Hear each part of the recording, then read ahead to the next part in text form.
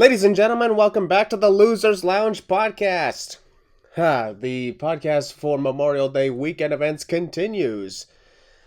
As we are talking AEW Double or Nothing, this is the 6th edition of the event, and the first time they'll be back at the MGM Grand Garden Arena since the inaugural event in 2019. Happy 5 years of AEW, ladies and gentlemen. This is really cool. They're no longer the babies here, because this is no longer a baby company. They are now a moving full-fledged, so can't use baby excuse for anything. In the meantime, however, my guests are back, but first, ladies and gentlemen, Heel Battler is here as well. What's up, bro? Yeah, I'm just got done eating lunch. Hey, what's up? How we doing? It's good to see you, man, as always. We enjoyed talking King and Queen of the Ring yesterday, and now we're talking AEW. Whew. And now, ladies and gentlemen, please welcome back our good friend, Steep. Hey, what's up? We're back again. Hope you guys have fun listening to this podcast like you did the last one. Hopefully you guys have a great wrestling weekend. There's a lot coming up this weekend, and yeah, just enjoy it. Woohoo! Yeah. And also, ladies and gentlemen, please welcome back K-Sean. Hey, everybody, what's up? Yeah, we're all back together again because someone, looking at you, Will, forgot about the damn key and now we can't leave. I mean, to be fair, this time Christian told me to lock y'all in here. Would you like to explain this, Christian? Yeah, but I didn't tell you to lock it while they were in here. I told you to wait till they were gone. Well, and he lost the damn key.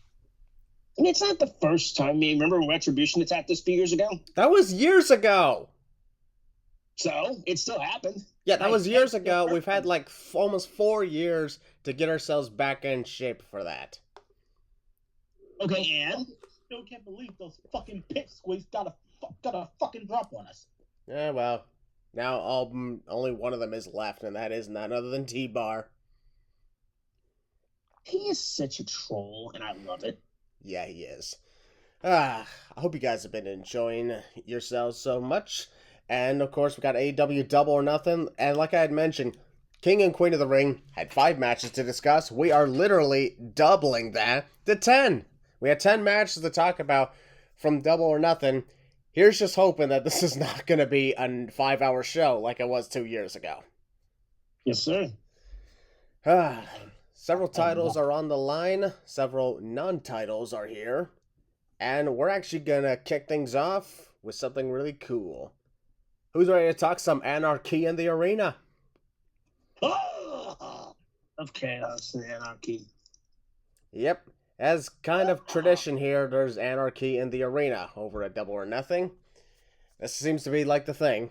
I mean, after all, it started with the Stadium Stampede in 2020 and 2021. Then, of course, they couldn't do Stadium Stampede afterwards because they weren't in a stadium. Yeah. But, let's see, the Anarchy in the Arena has been wildly known as the one event where Jon Moxley's music continues to play throughout the match. In this case, he ain't in the match, so one would wonder whose music is going to keep playing the whole time. The Final Countdown, Bryan Danielson. It already cost them so much money to actually use the song, it probably will cost them even more to loop it. Okay, then fine, then. Play, do something else then. Maybe Darby? Nah. Darby's is dope. I mean, it's dope, but it ain't. Here's the thing: the type of music you think is something that you would have playing in the background while there's actual fights going on. Like Jon Moxley's Wild Thing was a perfect example. True. Should have been unscripted violence, though. Yeah, but Yes, anyways, it's a bet because that song freaking rules. the participants in this one is Team Elite versus Team AEW, and I would wonder, shouldn't that be the same thing? Because honestly, the Elite kind of is AEW, all elite wrestling. Yes, sir. So I don't get it. How does that make any sense? It's like AEW fighting itself. Don't even try to make sense of this. Yeah, that's fair. Just let it all go. On Yes. Team So Elite is none other than the Young Bucks, the World Tag Team Champions, 3-time Tag Team Champs, apparently. Jack Perry, I did not, I guess he's there, yep. I know, I'm just kidding, I know he's there. And, of course, the Continental Champion, Rainmaker Kazuchika Okada. So it's actually 4-on-4 instead of 5-on-5. Legend. What? Anyways, on Team Elite 2, I guess we'll call it Team Elite 2 because, well, AEW is the Elite. The Elite is AEW. So, Team Elite 1 and Team Elite 2. Team Elite 2, known as Team AEW for whatever reason, is FTR, Darby Allin, who's somehow still around after injuring his foot and getting hit by a bus.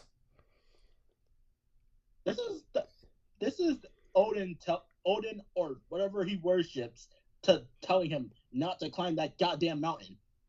Yeah, this is like, I'm honestly surprised that he's involved in this match. So that's one.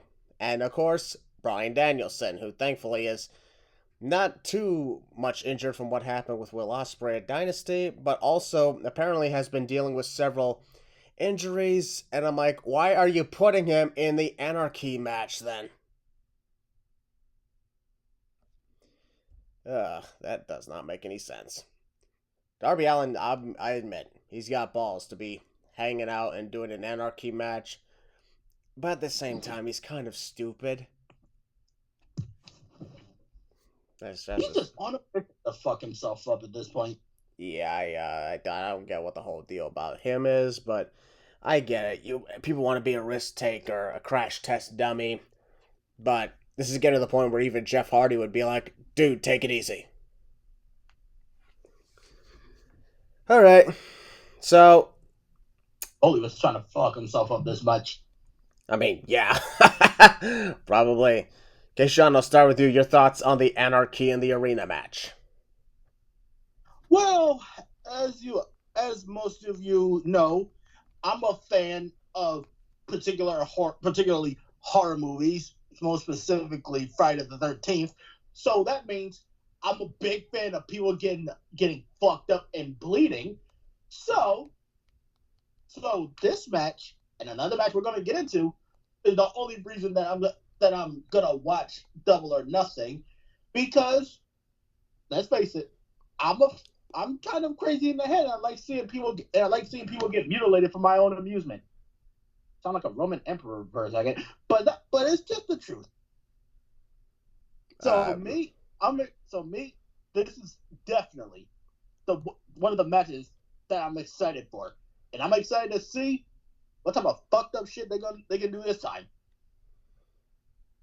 Well, I mean, there's possibly a chance, but or it could be a dud, like Anarchy, like how remember that whole barbed wire match with Eddie Kingston and Chris Jericho where everything was covered in barbed wire?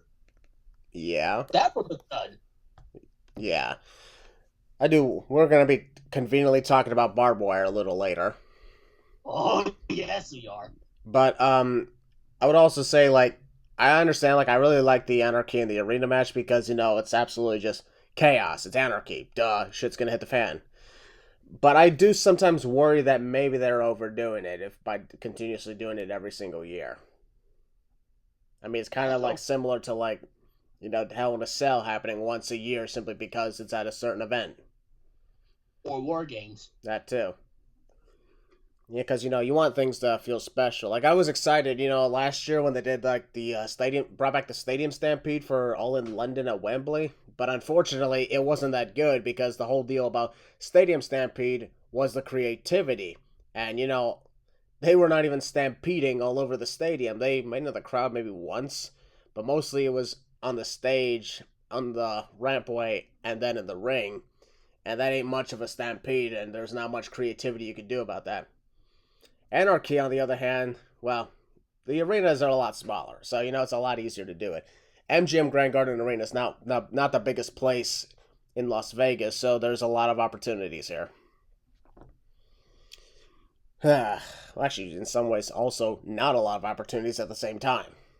But it's all cool, though. I have a good feeling about this. I just wonder whose music is going to be continuously playing the whole time.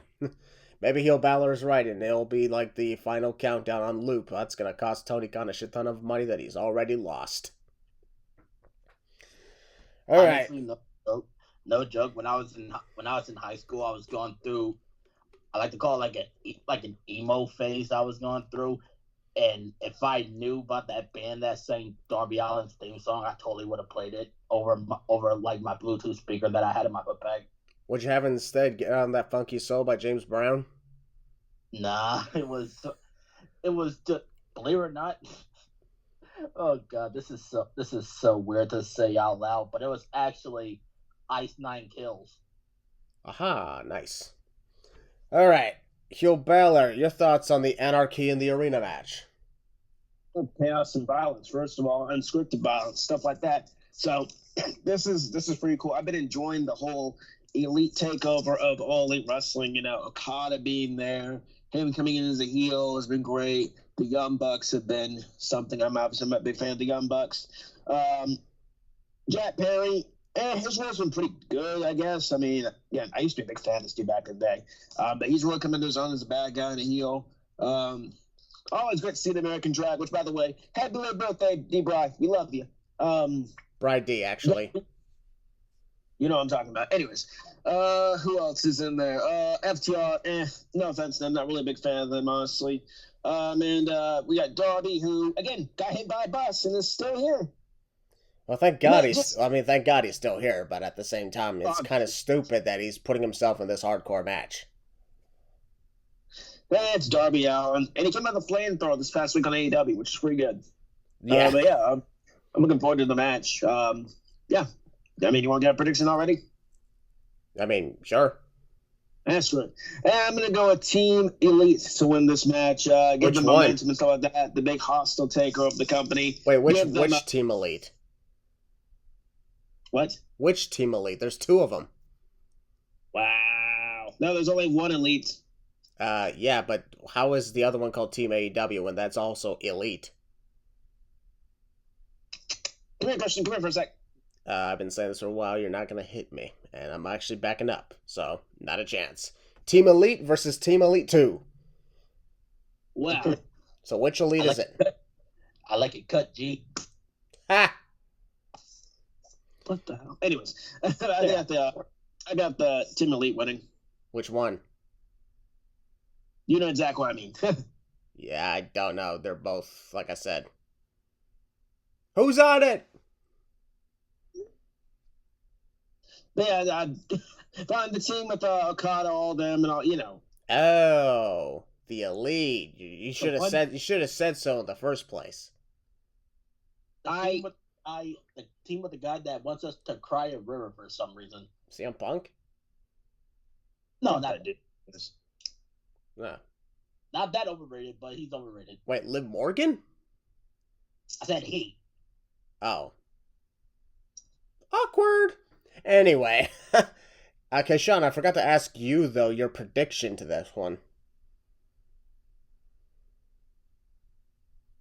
Fuck it. The second Elite, but then again, the one with the super dick boys are probably gonna win anyway. Probably. All right, Steve, your thoughts on the Anarchy in the Arena match? Well, I'm a real big fan of this type of match. I have been the past couple of years seeing it. Everyone that knows me knows that I am easily amused with like violence. I love combat. Fight sports are my favorite thing to watch. You know, conflict and confrontation to me are the most entertaining things on the planet. So stuff like this is really in my category, and it's absolutely fun to see being outsider from it. As far as I have winning, I'm gonna go with everyone else. Team Elite 1, the side with Okada and all of them. Yeah, I'll be honest, I don't think Team Elite 1 is going to do it. And the reason, folks, like I said, that I've been saying that is because, well, Elite, AEW, all Elite Wrestling makes me confused thinking, okay, which one is Elite? Because that's kind of the same thing. And also, like, Willie, you mentioned the Elite taking over. I'm like, the Elite taking over? I mean, this is their company. They've been taking over since 2019. They're taking over Dynamite. Again, it's their show. Fair enough. So, I can't say how they're taking over something that's already theirs.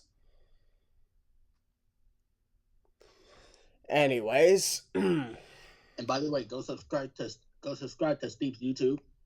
Yeah, absolutely. Appreciate that. Thank you. Subscribe to Steve!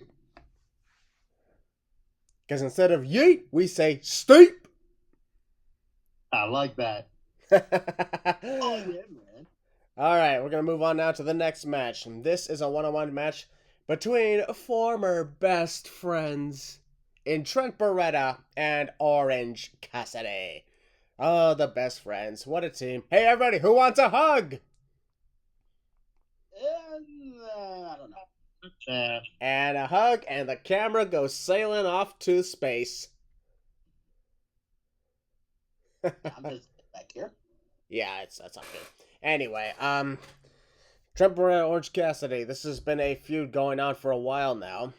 And, well, this all started, of course, when Trent Beretta, well, had enough of the best friends, moved on, and a lot of crazy shit's gone down. So, Yo Balor, I'll go with you first. What's your thoughts? Trent Beretta versus Orange Cassidy. Honestly, don't care. I mean, everyone knows my thoughts on Orange Cassidy. Just not really a big fan of the guy. Trent is the cool, I guess. I'll just give my prediction. Orange Cassidy is winning. There you go. I mean, Trent Beretta kind of needs Kalen Croft with him again. The Dude At least Busters. someone remembers the guy. Dude Busters. Kalen Croft is the greatest wrestler of all time. Should have beaten Roman Reigns. I'm just saying.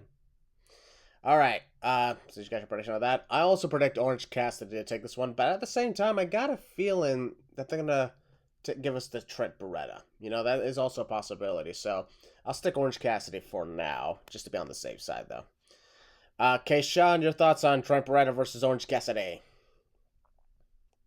Like I said, I haven't been watching AEW for the past number of weeks, so I have no idea what the hell they're even feuding about. I don't even did they ever explain what the hell Trent's issue is? He was tired of being a best friend. Okay. Let's be honest, the best friends were going nowhere anyway, so. Well, that was very anti My Little Pony of him anyway. What? Yeah, I just made that reference. I don't care. I don't get what My Little Pony has to do with this. Are you talking about the collection that I have? So that's what they were. Uh-oh. Willie, hide it! Hide it! Hide it! He found out! You're on your own, buddy. What? Come on! Okay, Sean, it's all cool, man. It's all cool. I kind of, I had to make some room for it, so don't worry. I just kind of set Io Sky's figures on fire. One more time? Nothing? Come here for a second, Christian. Can I just talk to you just over here for a second? Yeah, that's fine. Just over here. Yeah. Ah! What's wrong with you? Why didn't I not see that coming? It was heavily implied that he just hit me. Anyway, moving on. Steve, what is your thoughts on Trent Beretta versus Orange Cassidy? Actually, wait, hold on a second. Okay, Sean, just have you picked your winner? No. Pick your winner then. I got Orange Cassidy winning. All right. Because that's my homeboy, and I have no idea what the hell Trent's gonna do if he wins anyway. Mm-hmm. All right, Steve. Now it's your move. I have to talk about something. Oh, okay. I have to talk about before Steve for a second. That for some reason there's all these people that say that Orange Cassidy doesn't belong on television because he's a comedy wrestler, and basically they call him like a carny wrestler. And to those people, where do you think wrestling came from? Wrestling started out as a carnival act. So how is it an issue now? Because isn't it the same people that say, man, wrestling should go back to its roots? That's what comedy wrestling is. That's what it is. Bingo. All right, Steve, it's your move now. Your thoughts on Trent Beretta versus Orange Cassidy? Well, I'm gonna be honest with you. The times I have watched AEW Weekly, this is kind of the feud that I didn't pay too much attention from. I did see the turn, I saw a few stuff after that, but I haven't been as invested as this compared to other stuff on the card. So I really think this is kind of that, cool match. It's gonna be after some type of really big match that's gonna get everybody amped up, and this is just kind of to bring people's nerves down. As far as who I think is gonna be winning, one side of me leads towards Orange Cassidy, but I feel that, if they can capitalize off of it, Trent Beretta could use the win a lot more. Yeah, to be honest, I think this is a match that honestly could have been saved for the pre-show if you want to put it like against all these other matches going on. So, we're going to move on now to the next match. This one had me scratching my head a little bit. This is Jon Moxley versus Konosuke Takeshita. And the reason I had me scratching my head is because it's known as, once again, a title eliminator match. It's one of those, non-title face the champion matches, because Jon Moxley is the IWGP World Heavyweight Champion, and this has me thinking, we're on pay-per-view, people are paying money for this, why is this not a title match? And if it's not a title match, here's the thing, Jon Moxley already has a challenger set for that title, and I'm like, I get the whole deal about you win, you get your future title shot. I'm like, we're literally on pay-per-view, you might as well just have him defend the title now. And the winner faces... Frick, who's challenging at the next New Japan event? Does anybody know? Because I haven't taken a look at that. He's facing Evil. Got it. Evil. That's who it is. Yeah, he's facing Evil. And I'm like, I mean, I get that, but you couldn't just have a title match? And people have said, like, well, New Japan probably wouldn't allow it to happen. I'm like, well, if they wouldn't allow it, they wouldn't have allowed Jon Moxley to be the champion in the first place. The world champion of New Japan is somebody who's not even signed with them. So I don't get this. It's Jon Moxley, Konosuke Takeshita in a title eliminator match. And I'm like, that's like, people pay a lot of money for these events, so they should at least get a payoff out of this. And it doesn't seem like they're going to get a payoff out of it. And they're like, well, some people are saying, hey, we could have Konosuke Takeshita go over Jon Moxley without having to worry about losing the title. I'm like, okay, well, you just take out the eliminator match thing, because it doesn't make any sense to say that there's title implications on a pay-per-view. I don't get that. I just never did. I guess it's there just to be there. Oh well, and yeah, that's about all I can say about that. It doesn't make any sense to me. And people actually gave me shit for that. It's hilarious how I said that, and people are suddenly losing their minds all over again because they know they love to hear from me. They pretend like they don't, but they always keep coming back because they know that they love hearing from me. You know who you are. They're listening to me right now. They always do. They hate me, but they have so many pictures of me. I hope they're the good ones too. Anyway, I truthfully believe if they're gonna watch out, Christian. Watch out, Christian. A few of them might actually try to start internet beef over a holiday. I mean, what's new with this world? Exactly. Because of this whole deal of the title eliminator thing, which, by the way, is already a stupid thing in the first place. Because I don't understand why they just do that. It was never cool when WWE did that either. I just didn't understand that. I really think if they're going to do this, they're probably just doing this because Konosuke Takeshita is going to go over, so I'm going to pick him to win this match, I guess. Steve, I'll start with you this time. Your thoughts on the IWGP World Title Eliminator match? Well, for starters, I absolutely despise eliminator matches, and that just isn't for wrestling. It goes for any type of sport, in this aspect that does that. It's the same thing with interim champions. I understand it's not fair to strip the actual champion of their title, but bringing in a secondary, not even a secondary, just a temporary champion just really doesn't make any sense, all to set up a undisputed championship match. My biggest issue with the eliminator matches, why should I beat the champion to get a championship match? If I beat the champion, I should be crowned the champion after beating you. So now I have to beat you again? It just really just never made sense for me. And considering this isn't, the title's not on the lineup for this match, I have Takeshita going over as well. All right.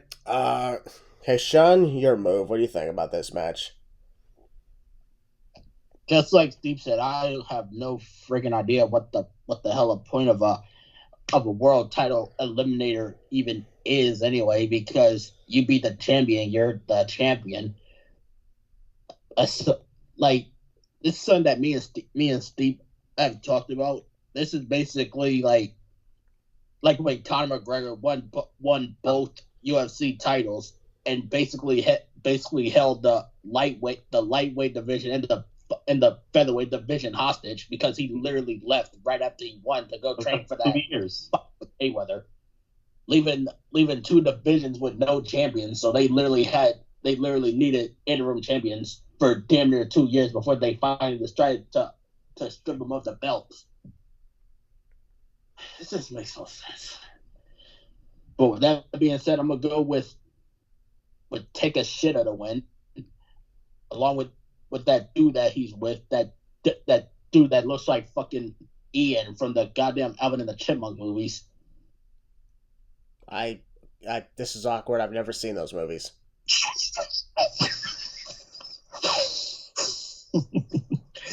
Okay, that was good. That was a good one. Well, I think That was good. And Neil Balor, you are next. Right, to steal the chipmunks. Alvin and the Chipmunks. I never lose.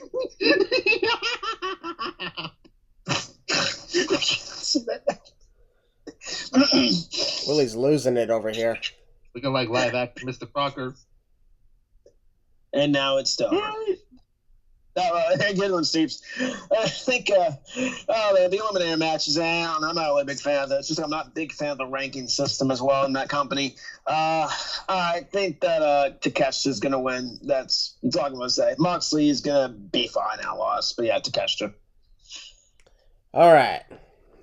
Those were all the non-title matches, and now we have 1, 2, 3, 4, 5, 6, 7.5 champion. No, 6.5 championships on the line.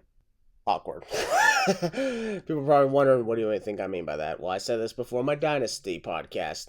The half championship is the WTF championship that's on the line in a triple threat match. Oh, God. I mean, it's FTW, but I say WTF because, let's be honest, that's all I've ever said about that championship. Oh, my God. The What the Fuck Championship is on the line in a triple threat match as champion Chris Jericho. Seriously? I don't understand why they had him beat Hook at Dynasty. Is defending against Hook. No shit. And Katsuyori Shibata.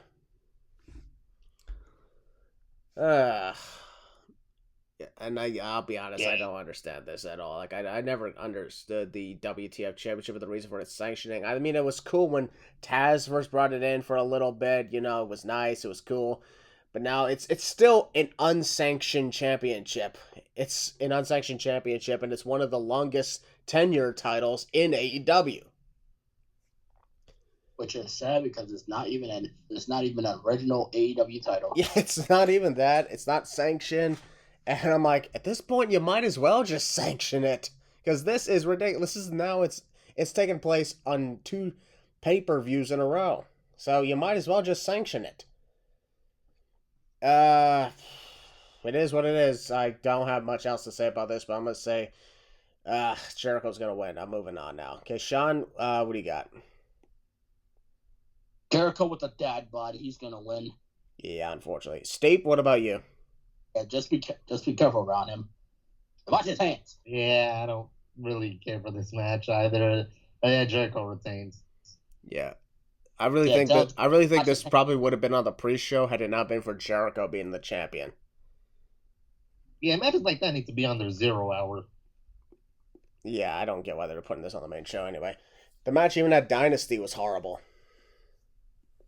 And to prevent Jericho from possibly punching the shit out of a referee, tell him to keep his hands to himself. Yeah. Heel Balor, what do you got for this? Yawn.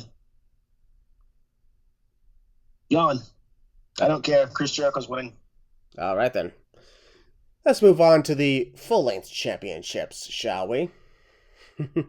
Please. Let's go. We're going to now talk about a 6-man tag team match for the now unified AEW World Trios Championship. The champions, Bullet Club Gold, Jay White, and the Guns are defending against Death Triangle. It's about time Death Triangle are back in the trios title picture. Been a while. Hanging out. Some have injured. But it's good to see them again. Yeah. It's good to see them again. So yeah, the World Trios titles may be unified. However, the Ring of Honor Trios titles are still active. So that's why I'm like, this is kind of like Roman Reigns with his 2 championships. They weren't officially unified. Just like Cody Rhodes is still the Universal Champion as well as the WWE Champion because they have not shut down that lineage yet. So this is the same situation. They are 2 sets of Trios champions. They got 6 total belts, literally. 6-man tag match, 6 titles. Wow. There's not much really to say about this, except for the fact that this is going to be a badass match. I already know that for sure, because I enjoyed the match that they had on the pre-show with the Acclaimed of Billy Gunn, when they first initially unified the titles. I liked it. It was enjoyable. So, I got a good feeling about this, because you got Jay White and the Guns, then you got Pac, Ray Phoenix, and Pentel Zero Miedo. So, those guys, they're going to put on a great match and a good performance. So, I got a good faith about this. As for who's going to win, I got to go with Bullet Club Gold. They were just freshly champions, and I don't think this is going to be a scenario where Death Triangle are going to get those titles back, so quickly. Heel Balor, I'll start with you. Your thoughts on the Trios Championship match? Honestly, it's one of those situations where I don't really have an investment in it, honestly, which is sad because I don't mind. I like Death Triangle. It's just the Bang Bang Gang. I don't know. It's a little corny for me. I really like seeing Jay White a little more serious, but, it is what it is. It's not too bad. Honestly, I don't know why the tag titles are even unified. Again, I get why they're unified, but I just don't care, I guess. So I'm going to go with, I don't know, throw out there the Bang Bang Gang, I guess. Bang Bang indeed. Bang Bang your mom. All right. Huh? Nothing? You heard of the everyone here heard of the Bang Bus. This the Bang Bang Gang. Indeed. So, okay, Sean, your thoughts on the Trios title match? See, my favorite trio is Death Triangle. I'm glad they're at least finally doing something. But oh my god, this feud! Oh man, from what I've seen, this feud this just ain't it, bro. This shit just isn't it. And I want to say that fucking Death Triangle is gonna win and get the titles back, but fuck it, I'm gonna have to go with the Bang Bang Bros. All right, and Steve, your thoughts on the Trios title match? Well, I'd much rather have Death Triangle win the Trios titles, but I really do have the Bullet Club Gold retaining. One thing really, though, the most I've ever been interested when it's like Trios titles or tag titles is when my boys, The Acclaim, when they're a part of this and, they're doing something. And since they haven't been for a bit, so I kind of really stepped out of, following stuff like that. So that's why I haven't been in the most loop with this. Preferably, I'd much rather have the Death Triangle, but nah, I don't see them winning. All right, cool, understandable. All right, now we're going to move on to the next title match. This is for the Women's World Championship. Timeless Toni Storm is defending against Serena Deeb. And this is kind of weird. Serena Deeb, this is not the first time she's showing up again and challenging for a title at the Double or Nothing event. This has happened once before. So, it really seems to me like this just feels like just another match for Toni Storm to have before she awaits a bigger title match opportunity, because Serena Deeb, no offense, has just never gone anywhere in her AEW run. Yeah, she's just there. She's just there when they need her to be in a title match, to be a challenger for a title at the Double or Nothing event. This is not the first time. This is supposed to be AEW's marquee event, because this is the event that literally started the company. I mean, sure, you can go ahead and challenge and say All In did it, but this is literally AEW's first event, and it's at MGM Grand Garden Arena. One would think that the Magic card would be a lot bigger and better, but I don't really think it is this time around. I don't really have much else to say. I just got a feeling this is another title match and just another day in the office for Toni Storm. I got no reason to fear that she's going to lose the title to anybody except Mariah May. And this ain't happening. So, yeah, Toni Storm's winning. Keishawn, I'll start with you. Who we got here? I'm gonna just cut to the chase. I'm gonna just say Toni Storm's taking it.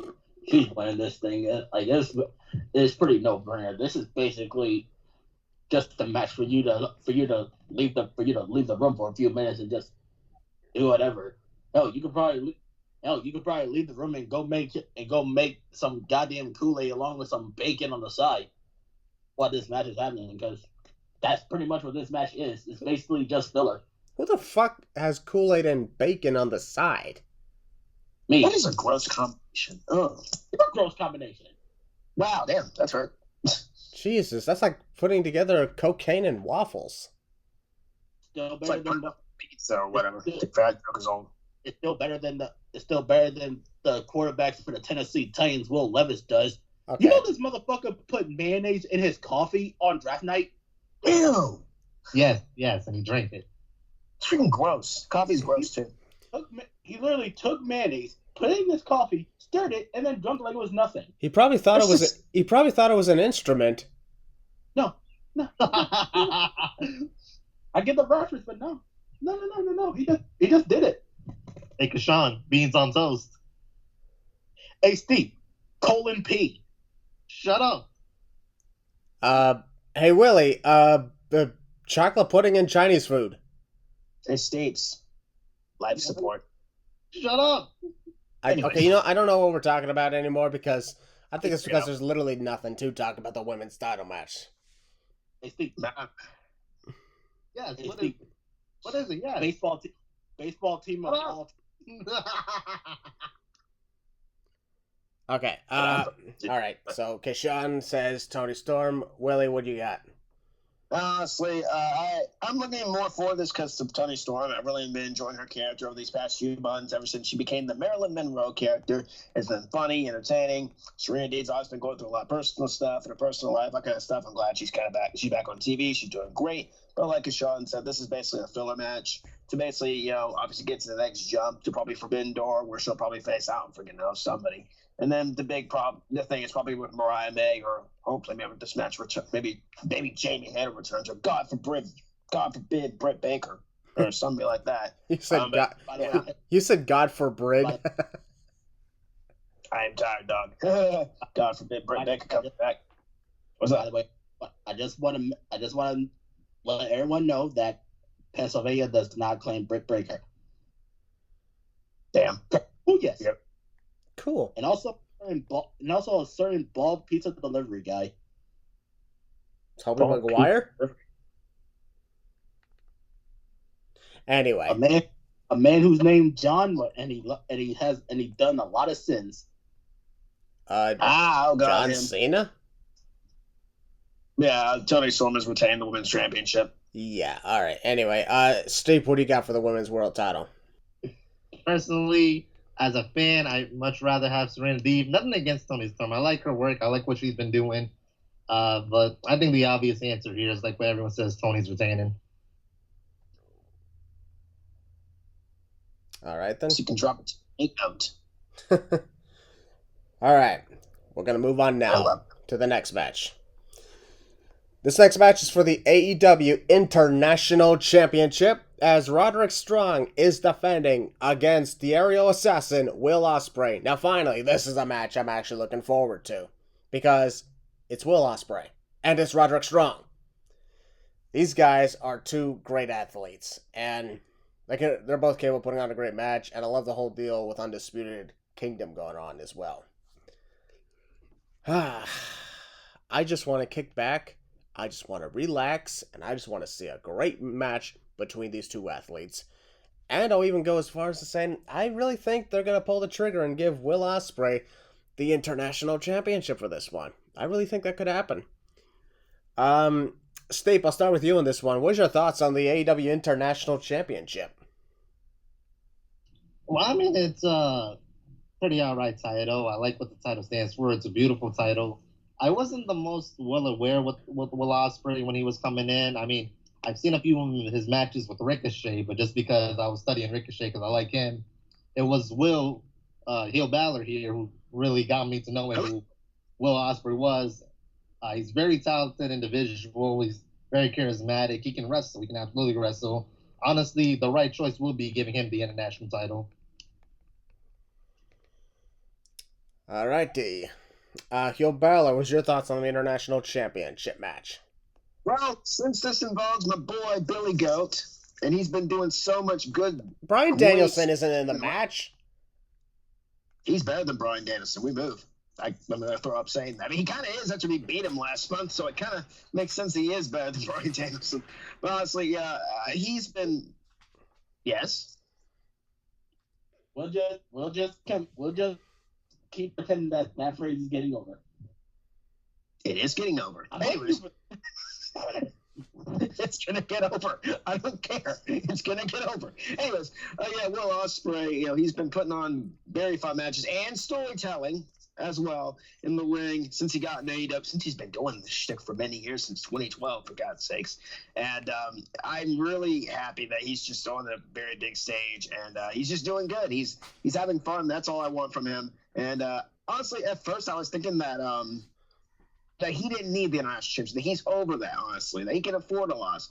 But after watching Dynamite last night and seeing the beatdown, I think it's pretty much a lock, I guess, that Will Ospreay is winning the international championship. Again, I don't think he needs it because, again, there's another championship in store for him, even though he probably won't win that on his first try for all we know. But, yeah, I think nothing against Roderick Strong. I do love the Undisputed Kingdom.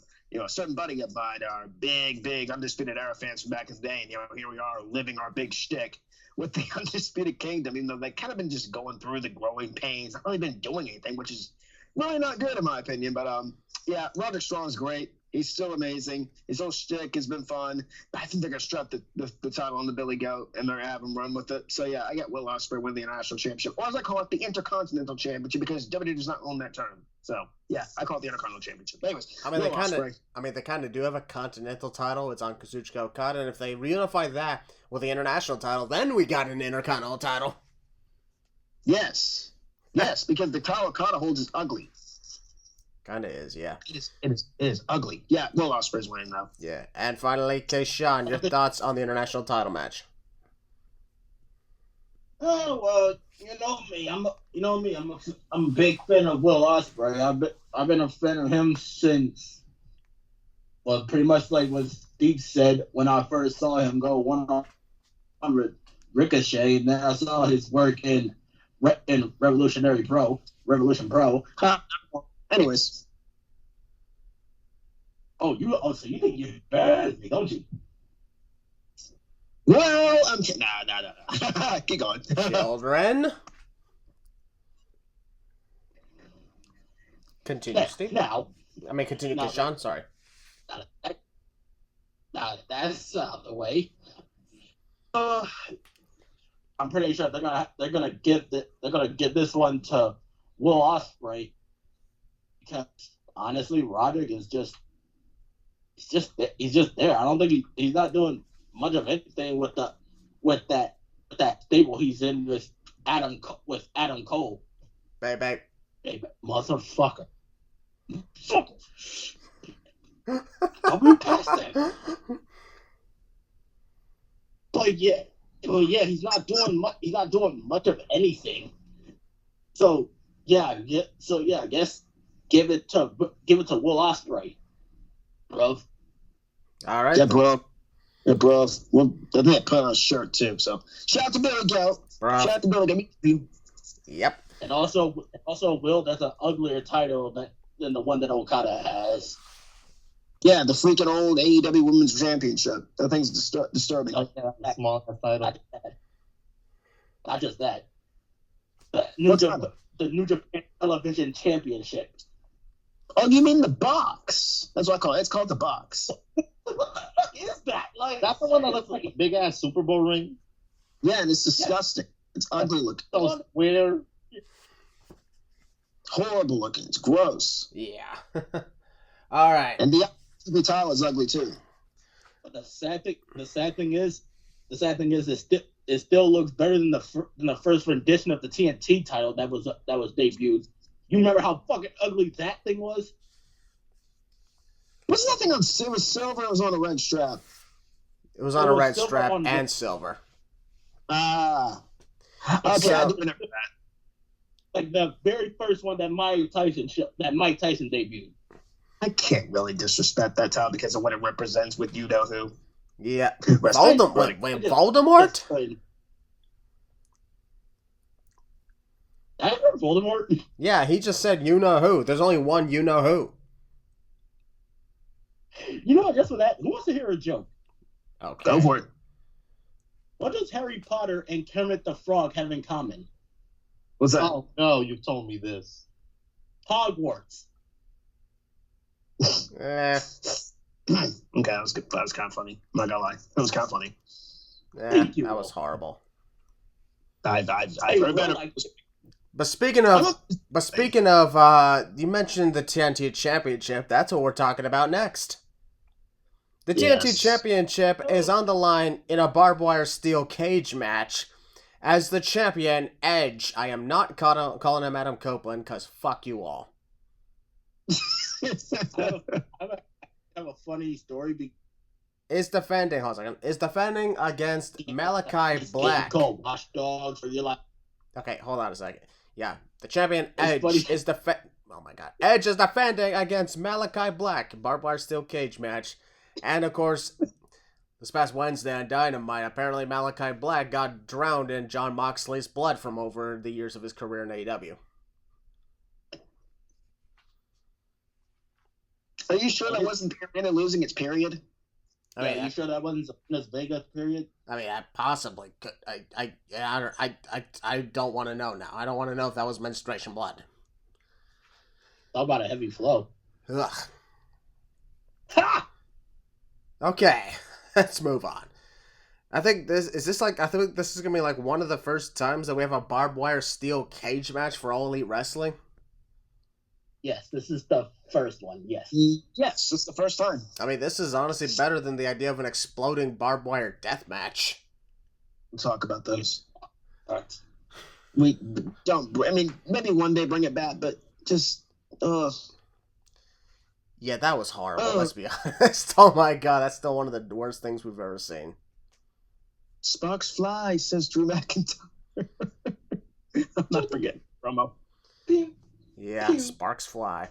Anyway, sparks fly, and I really think this could be really cool because I'll be honest, the idea of a barbed wire steel cage match, I did not even think that is a possibility.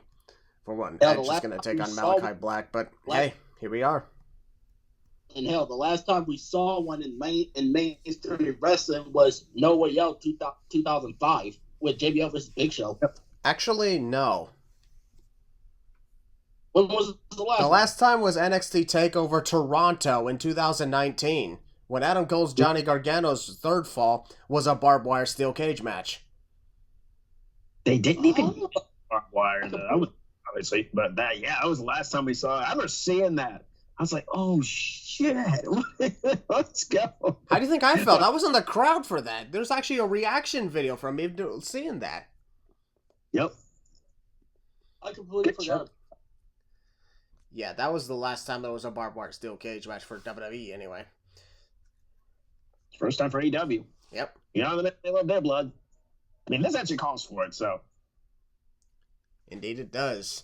So, I really think for this case, I think it's time to crown Malachi Black. Because I don't see the point of continuing to have Edge being a champion after he just finished off his feud with Christian, you know? So, that's why I'm thinking it's time to crown Malachi Black. It's far too overdue for him to be a champion, a singles champion in AEW. This has gone far enough.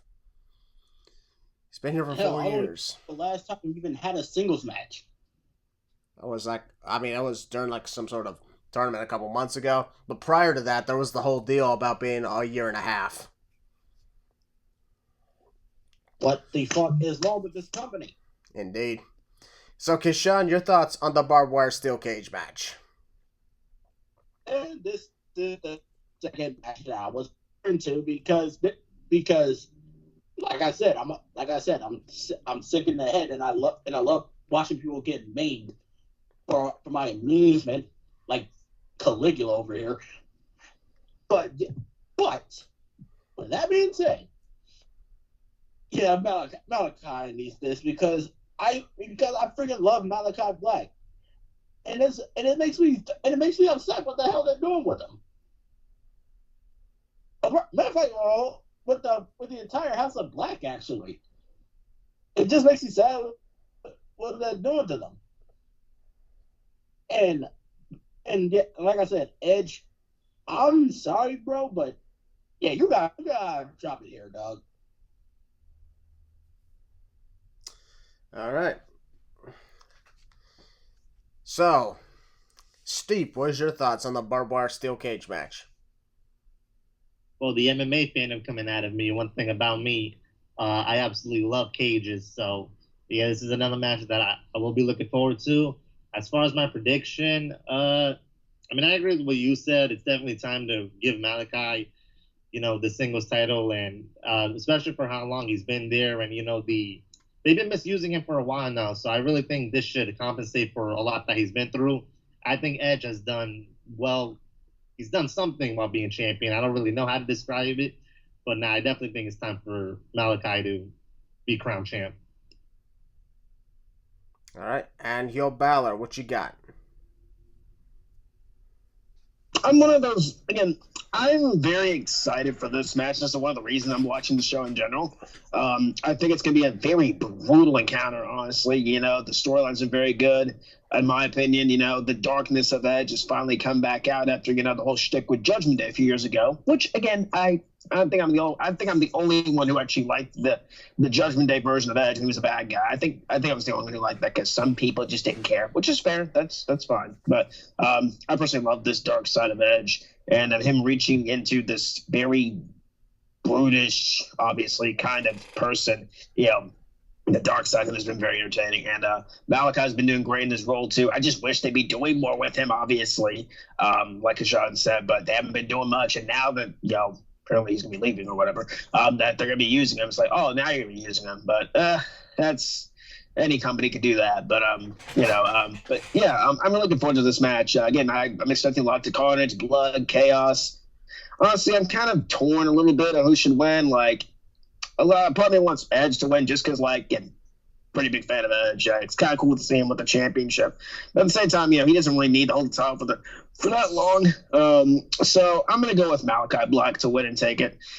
And, Edge is going to, just pass the torch, I guess. And, that'll be his title run. So, I got Malachi Black winning.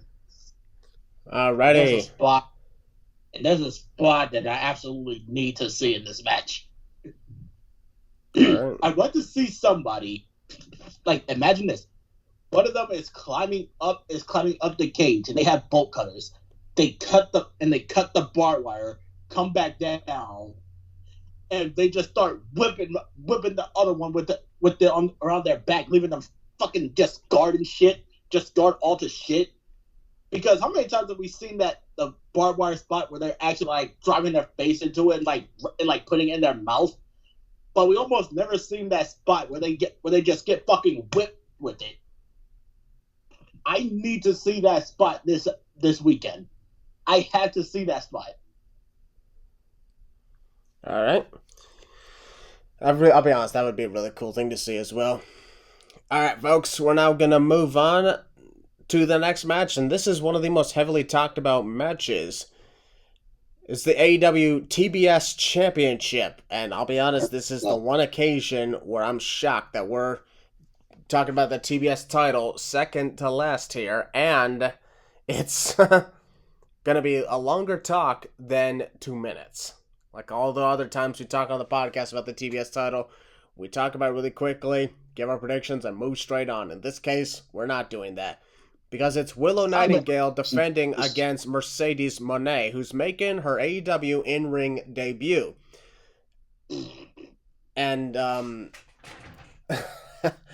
I'm just gonna.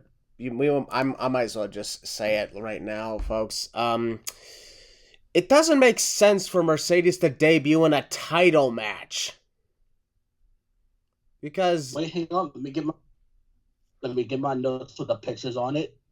Oh, here's what my opinions are about you know who about who she is. You are trash. okay, that's not what I was going for, but all right, here's the deal. Like, Mercedes Moné has reportedly been signed as one of the top most paid female wrestlers of all time. Okay. And her first match is on pay-per-view in a championship match. Potentially one of them is probably has a chance of being the freaking main event of the show too. I won't lie, it actually does have the potential for that. But you got to realize what this means. This is literally all the damn pressure because now Mercedes has got to live up to this contract, to this amount of money she's being paid, and to this big deal. Because if it's a main event pay-per-view match, we cannot have an average match here. We have to have the best of the best match. You know what I mean? It's got to be something that'll blow our minds away. Otherwise, she's not worth the money. Just saying. Because, and yeah, it doesn't make sense. Like, they bring back the ranking systems, and yet Mercedes can just be in a title match because why not? I don't understand that whatsoever. I really wish that her debut match was not a championship match. They could be on pay-per-view, sure, but she's challenging for the TBS championship all because she wants to. That's literally it. She did not earn it. She has no right to it, and that's just it. It doesn't make sense, and I really think they're forcing this down our throat. This is becoming crazier than almost any other time we've seen something get shoved down our throats. And it is what it is, because I just feel bad. I kind of feel bad for Willow Nightingale because I feel like she is going to be the transitional champion. She won the title like a month ago in that match with Julia Hart, and now she's likely going to lose it immediately to Mercedes.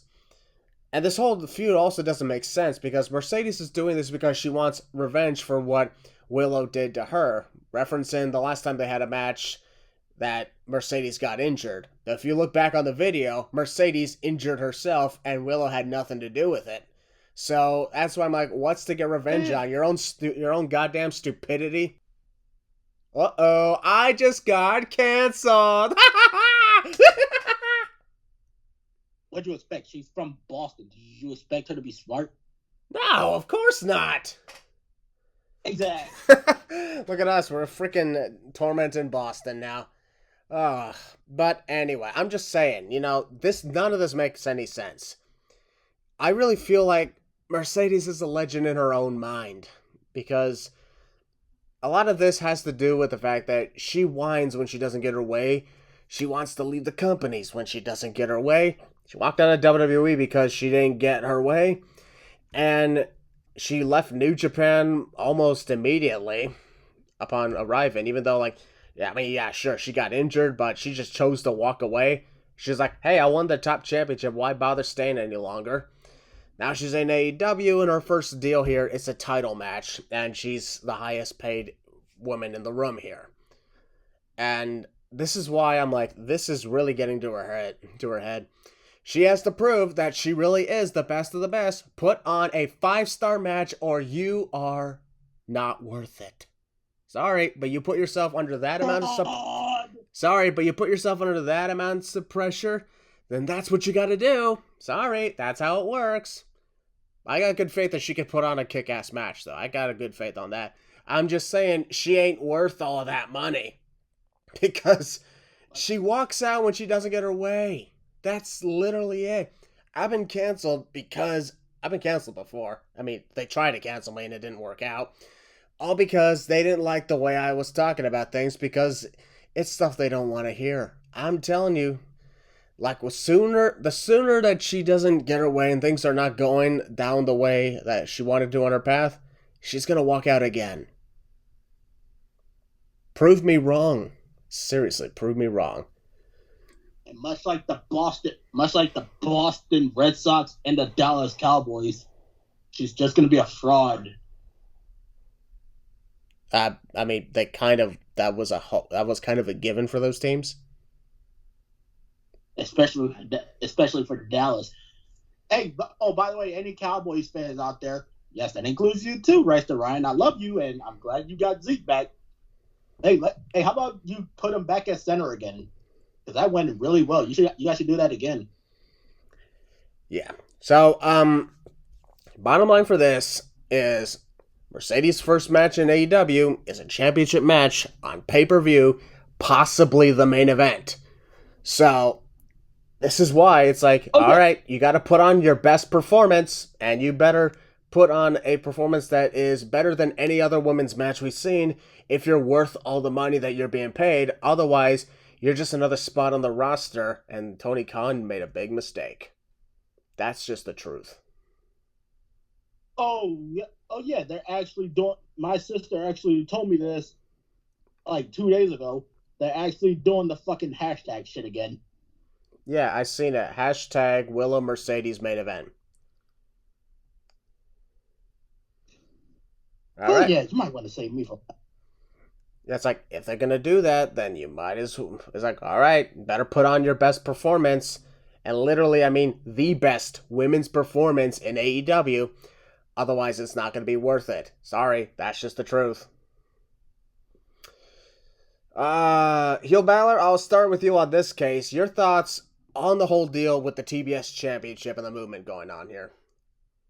I got nothing really big to say about the whole move and all that kind of stuff.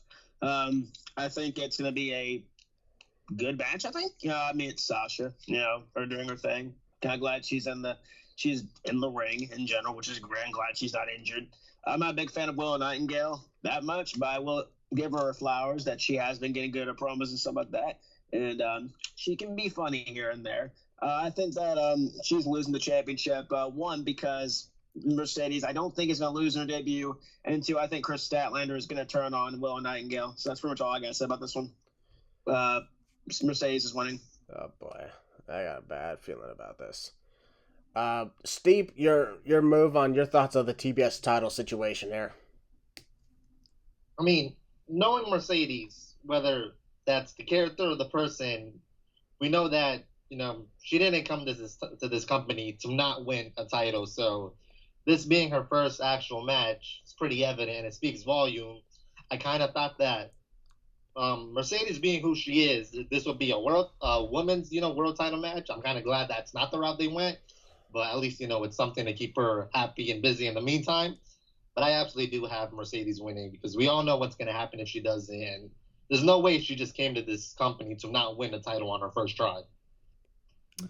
Yeah, this is why I'm like, her first match in New Japan was the women's title match, and she won it. So I just fear that this is the same exact thing here. And I really don't like this. The fact that you're just pushing her above all others, all just because of her name here. It really doesn't make sense to do that. Especially since you're trying to be different from WWE, who has constantly done that in the past. Okay, Sean, you said you wanted to go last on this one. I heard. At least I think so. That's what you said. So what's your thoughts on the TBS title situation? Here we go with this shit again. Let me just crack my knuckles. Thank you. All right. This whole fucking bullshit with her being the main event. We're not doing this stuff. We're not doing this stupid ass bullshit again. No. We're not doing this dumbass main event, whatever the fuck bullshit, whatever the fuck her name is, bullshit again. We're not doing this shit again. And by the way, Mercedes, you freaking dumbass, you injured yourself, and now you're blaming Willow. What the fuck is the point? What the fuck? Oh my god! I know she's from Boston, but is she really this dumb? Is she really this dumb? She's literally just a big baby that always cries when she doesn't get her way. That's what people want to look up to. Really, this is what people want to look up to. You know what?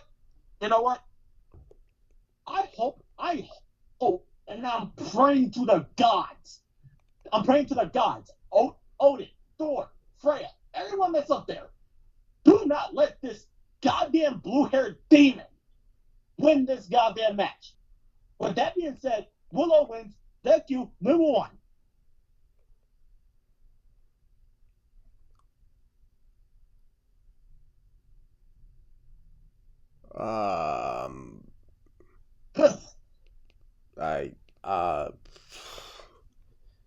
Wow. I did not see that coming. We're gonna move on to the main event now. Yikes.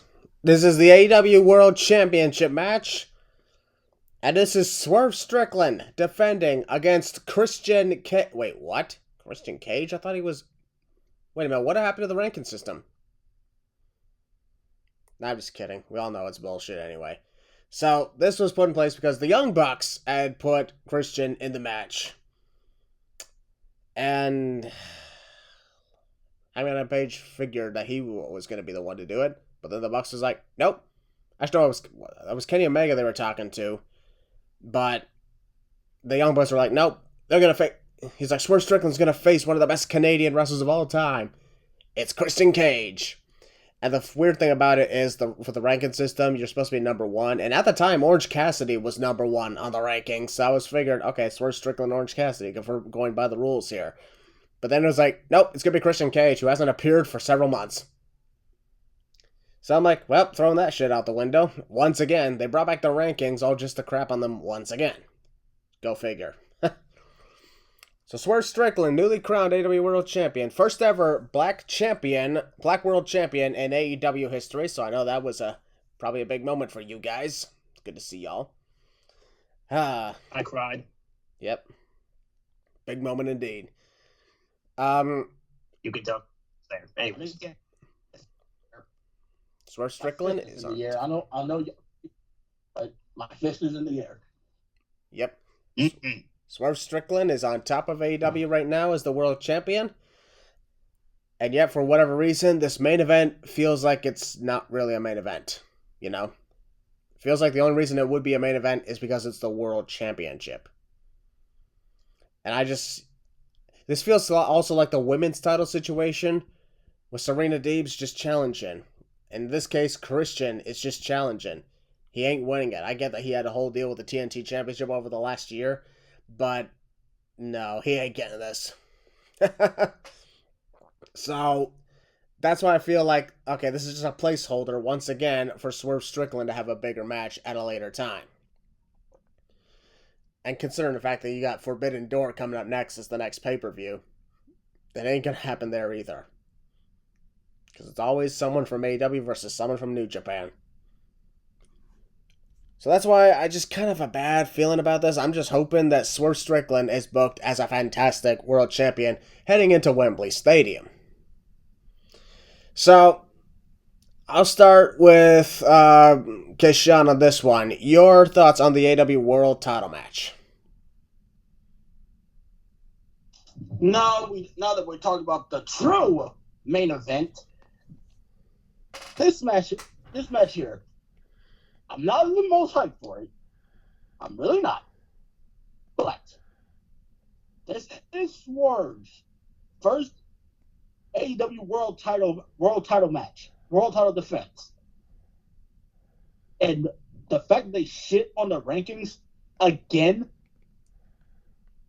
All I can say is, I already know the answer to this, but is your idiot brain getting fucked by stupid? Anyway, that being said, I feel like this I feel like this is gonna be a match, and I'm gonna go with obviously Swerve, and all me, Will, and Steve can hope for is that they don't butcher this reign like they did with Adam Page,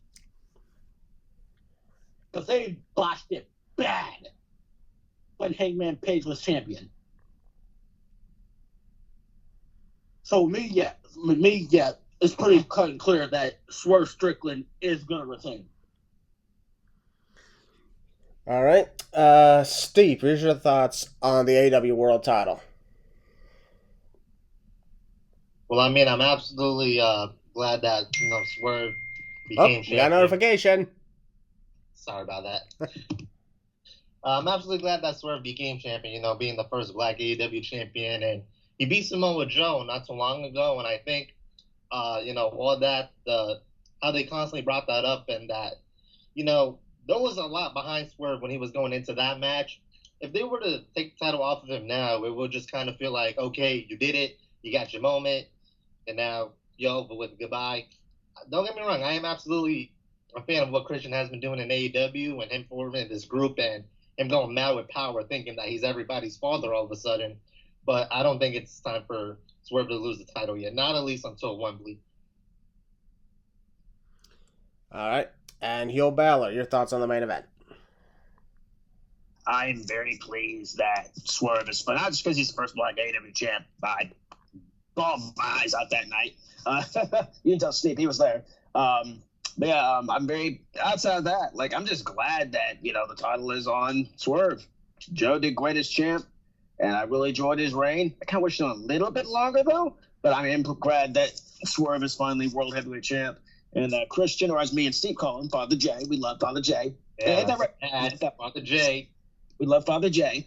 So we want him to be world champion, but it's not going to happen here. I think Swerve is going to retain the world championship. And whenever he's next, I think his next challenge will be determined in a Battle Royal next week to a Forbidden Door. So, that's the next step for him. So I think that, I think Swerve is retaining the world championship. As much as I'd love to see Christian as AEW world champ, just like I would love to see Adam the Edge Copeland as AEW world champ. It ain't going to happen yet. But, Swerve is retaining the world championship, and I can't wait. And regardless of this main event or not, I'm excited for the show. So I hope it's good though. But I got Swerve winning and retaining the world championship. Yeah, I got Swerve retaining as well. This is like another one of those. It's not just the fact that he freshly won the title; it's the fact that Christian Cage is not exactly a believable challenger to win the title in this case. Anyways, though, that concludes our predictions to AEW Double or Nothing. That concludes our podcast for the weekend of events here on Memorial Day weekend. We have King and Queen of the Ring, and then, of course, Double or Nothing. At the time of release of this podcast, King and Queen of the Ring is either already happening or it has happened, and I'll be like, why are you listening to the podcast instead of watching the show?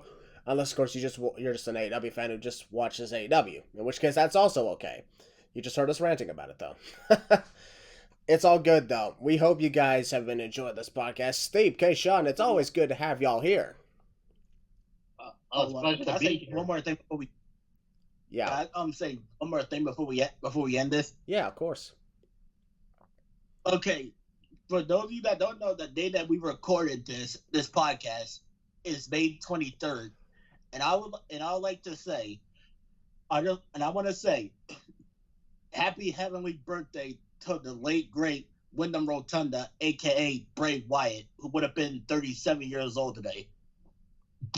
Gone way too soon. It's also been... Rest in peace. Wait. Hold on a second. There were so many people talking out. There were so many people talking at once. What was that, Willie? No, Alex John, go next. What's up? Rest in peace to the great Owen Hart as well, who passed away on this day in 1999 at Over the Edge. Damn. Literally 25 years ago. Yeah, that's wild, man. 25 years. That birthday Wyatt too. I want to take y'all with It's what the fuck? TikTok just opened itself on my phone. Sorry, folks. And that's why I don't have TikTok. I have it for other reasons. Not those reasons. Freaking reasons. It's funny too because I remember a few years ago back in the pandemic, this dude hated TikTok and he was ready for it to get banned, and then I talked him into downloading it, and now he's addicted to it. I've been having a blast. Folks. Follow me, Heel Balor, I guess. Yeah, all my social media accounts and all that kind of stuff. You know me. It's all good. But yeah, we hope you guys have an enjoyable weekend, and we hope everybody is safe as well. We hope, Balor, you're going on a vacation. Yeah, I'll be gone like Memorial Day week. I'll be gone Saturday, Sunday. I'll be back on Monday. One to make. Yep, I am going to be on quite a vacation this summer as well. I got Going back to Virginia, possibly going to Baltimore. I'm going to be in Cleveland for SummerSlam weekend. I'm excited for that shit. Just to wash the loser stench off you when you get out of Cleveland. Because you don't want the stench of the Browns to be on you when you get home. It's all good. I've been in worse places. I've been in the location of the Lions.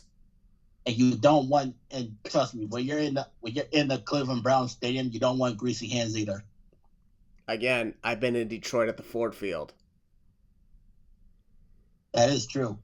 So if I can handle that, I can handle anything. I've been in the Cowboys. I've also been in the Cowboys Stadium twice for WrestleMania. Oh God, how did you survive? I don't know. I was once in there for 2 nights in a row. But I had my fellow losers with me, Ryan and Connor. They kept me safe.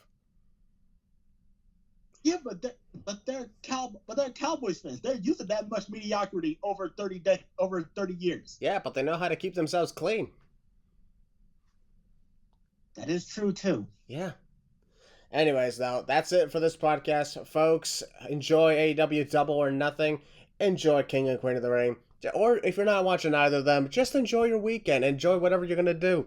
Whether you're with friends, with family, or just hanging out by yourself. Just enjoy yourself. That's all that matters. Yo, Balor, what do you got for us? We're the losers, and this is our lounge. I'm stretching. Sorry, folks. We're the losers, and this is our lounge. Enjoy your Memorial Day weekend, folks. Peace out.